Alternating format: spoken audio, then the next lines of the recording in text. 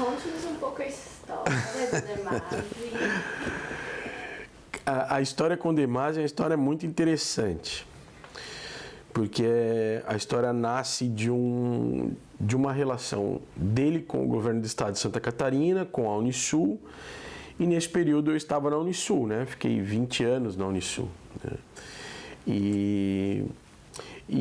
O governo do estado tinha um projeto na área de turismo, né? Eu atuava na área de eventos nessa época, e dentro desse movimento, né, existia, né, um processo que o Demasi desenvolvia de capacitação de algumas pessoas, junto a um festival que acontecia na Itália, né, ainda acontece, é o Ravello Festival, na Costa Amalfitana.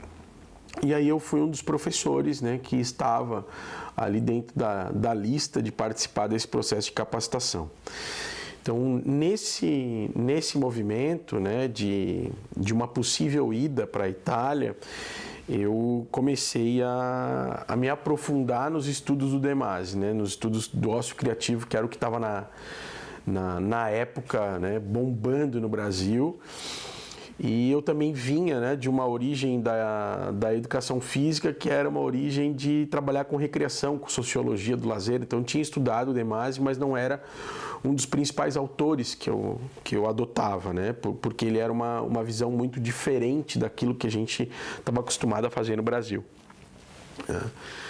Então, eu comecei a ler tudo que eu podia ler sobre o Demasi, sobre os livros que ele tinha escrito, vídeos, e também nesse período comecei a estudar italiano, né? Eu lembro que eu reservei 3 vezes na semana meu horário de almoço para estudar italiano, porque eu sabia que existiria uma possibilidade de ir para a Itália, né? A partir disso, né, eu fiquei na expectativa, e aí a Unisul na época me chamou e disse: você vai para a Itália, né? E a pergunta que foi, né, quando que eu iria, me disseram: você vai aí nessa próxima semana, amanhã, depois de amanhã, você precisa estar lá no máximo na próxima semana. E aí foi um movimento bastante grande aqui na minha família. Eu tinha o João Vitor, que hoje tem 17 anos, tinha 1 ano e meio, né? A Fernanda também tinha uma escola de inglês, a gente empreendia, né, paralelo à minha atividade na Unisul. E fui para a Itália, né, sem saber quando voltava, porque isso era uma coisa muito interessante. Quando é que eu ia, foi assim, de supetão, e quando voltava não tinha uma previsão de retorno, né? Sabia que poderia ser em torno de 3 meses, porque era a duração do Ravello, do festival. E quando cheguei lá, a gente participava de algumas atividades, né? Uma das atividades era a Escola de Gestão Cultural, que acontecia no período da manhã, onde eu pude ter uma série de aprendizados, né? Tanto com o Demasi, que era o nosso professor ali todos os dias, quanto com os colegas, né, da Escola de Gestão Cultural, que eu pude conhecer algumas pessoas incríveis que têm relacionamento até hoje, que inclusive me auxiliaram a conhecer um pouco mais do que era a Itália, da história, né, e de uma série de outras questões que criaram esse movimento e essa mudança de modelo mental, né? Eu costumo dizer que o Demasi, para mim, foi um grande pai intelectual e um mentor que me ajudou a pensar nessa transição aí do ócio criativo, né, da relação de estudar, trabalhar, se divertir ao mesmo tempo, né? Um modelo pós-industrial baseado num trabalhador do conhecimento. E boa parte do que a gente faz hoje na Sapienza vem dessa origem. Inclusive o próprio nome da Sapienza vem de uma inspiração da La Sapienza de Roma, que é a Universidade de Roma, né? Onde Demasi trabalhou durante bastante tempo. E nesse período de 3 meses que eu fiquei no Ravello Festival, a gente teve aí uma relação muito próxima, né? Uma relação de trabalho muito próxima e uma relação de ócio criativo, né? De lazer, de divertimento e de uma série de questões que foi fazendo com que eu pudesse ir construindo essa visão de mundo, olhando para essa perspectiva de um trabalhador do conhecimento, de um trabalhador nômade, e de tudo isso que a gente fala hoje de que a tecnologia possibilita com que a gente possa trabalhar em qualquer canto, né? Isso ele já vem falando desde a década de 70, né? Tudo isso que aconteceu com a pandemia ele já previa lá na década de 70, né? De home office, teletrabalho e uma série de coisas.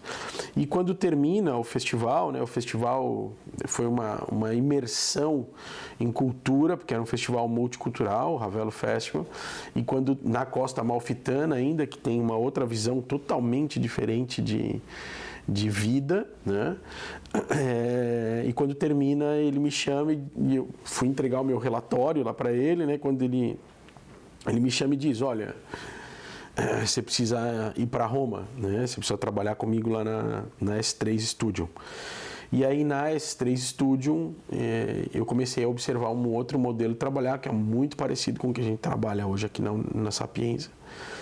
E ali eu comecei a ter uma outra forma de ver as coisas dentro do modelo de consultoria, ou de modelo de pesquisa, e dessa relação com a inovação, o empreendedorismo e a questão cultural.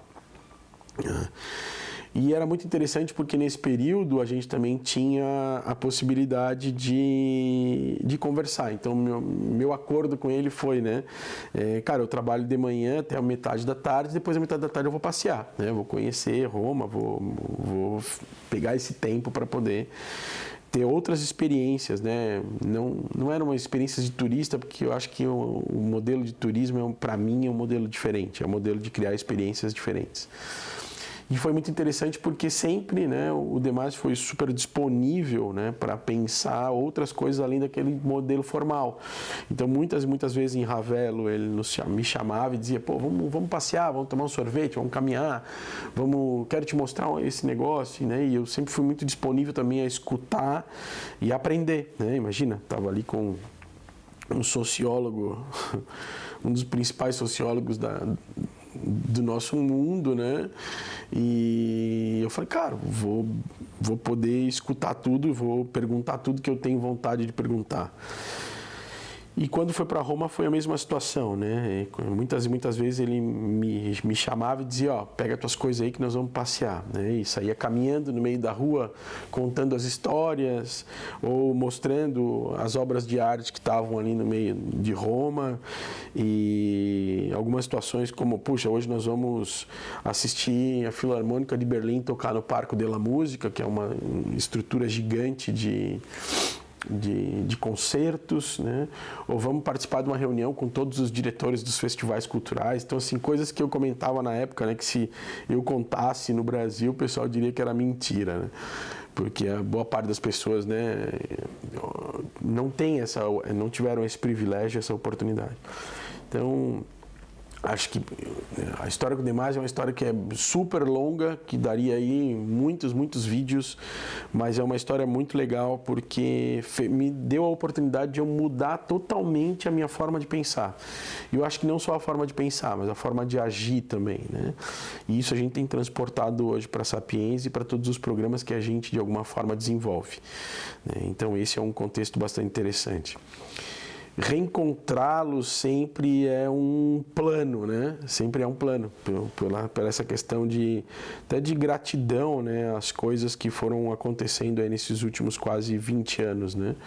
Foram acontecendo muitas coisas na minha vida em virtude dessa maneira de pensar e de agir, olhando para essa perspectiva do ócio criativo, né? E conduzindo também as pessoas a pensarem nisso, né? A pensarem que trabalhar tem que ser uma coisa bacana, ao mesmo tempo que a gente trabalha, a gente tem que entender o trabalho de uma maneira diferente e tem que entender que trabalhar é para ser feliz, né? Não é para a gente poder sofrer, né? Era uma coisa muito interessante que a gente conversava bastante, né? E dentro de todo esse modelo que a gente vive de sociedade que está cada vez mais fluido, né? Então esse é um cenário. Então acho que a história com o Demásio é uma história longa, né, que daria para ficar conversando bastante, mas são pontos muito chaves e eu acho que o ponto-chave dessa história é